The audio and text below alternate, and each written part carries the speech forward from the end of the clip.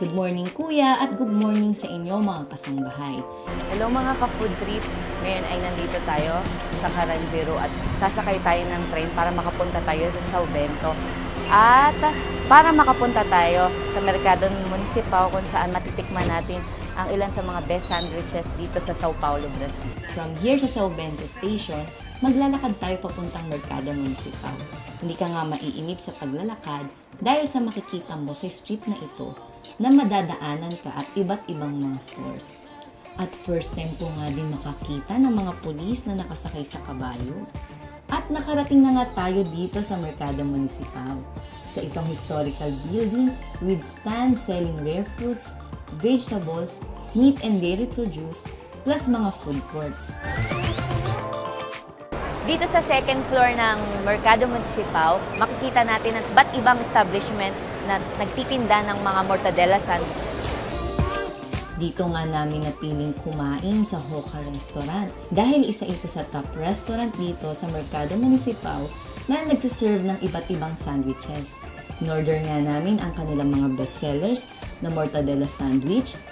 Nandito yung mortadella, which are consist of mortadella sausages from, which is an Italian sausage na may mustard sauce tsaka provolone cheese.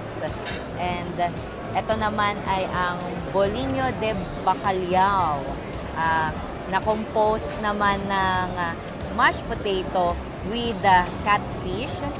And this one is the antigo.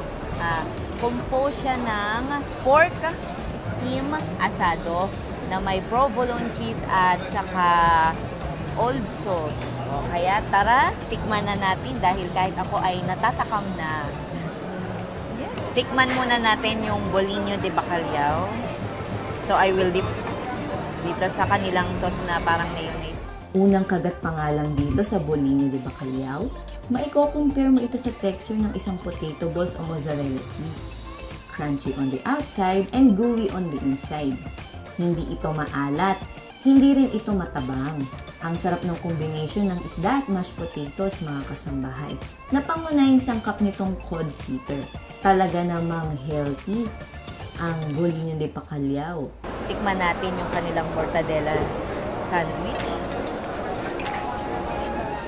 Bestseller nga itong mortadella sandwich kaya hindi naman ako pahuhuli na tikman nga ito.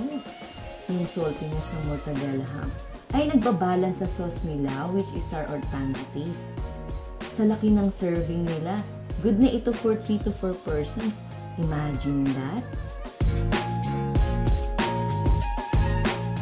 And pwede kayong maglagay ng hot sauce if you like na maanghang yung inyong sandwich.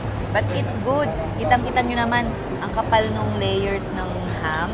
Tapos, ang bread pala na ginamit nila dito ay pão de francês, which is a French bread na isang staple food for Brazilian people.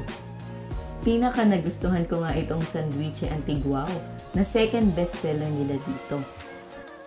Ang lambot ng pork kasi steam mga kasambahay. Tamang-tama ang blend ng mga flavors. Kasi sobrang sarap niya. Sulit na sulit. Provolone cheese nga pala ang ginamit nila dito. Meron din itong kamatis at saka onion. Ang laki rin ng serving nito, good for sharing talaga. After that, mga kasambahay, uminom na nga lang ako ng sparkling water with lime na makakatulong naman sa pagtunaw ng mga kinain natin. Talaga namang sulit na matikman ang ilang sandwiches dito sa Mercado Municipal ng Sao Paulo. At mag-e-enjoy ka rin sa mga makikita mong iba't ibang paninda sa loob ng historical building na ito. Meron kang ma-encounter ng mga free taste at marami pang iba.